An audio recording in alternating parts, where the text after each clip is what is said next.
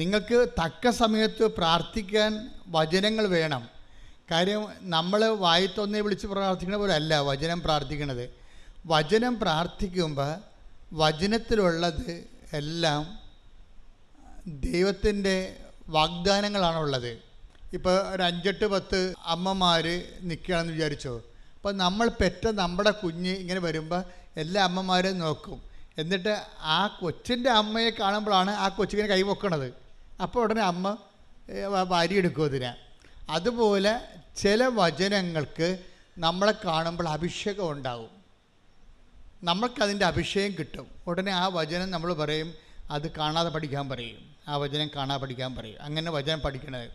അല്ല ഞാൻ വചനപ്പെട്ടി എടുത്തിട്ട് കുറേ വചനം കാണാൻ പഠിച്ചേക്കാം, അല്ലെങ്കിൽ ഞാൻ വചനം വായിക്കുമ്പോൾ അങ്ങോട്ട് വായിച്ച് പോയേക്കാം. അങ്ങനെ വായിച്ചാൽ നിങ്ങൾ അങ്ങനെ വായിച്ച് പോയിക്കൊള്ളൂ. എവിടെ പോകണം നമുക്ക് ആർക്ക് അവർ പിടിയും കിട്ടത്തില്ല, എങ്ങോട്ടാണ് പോകണമെന്ന് അറിയാൻ പറ്റത്തില്ല.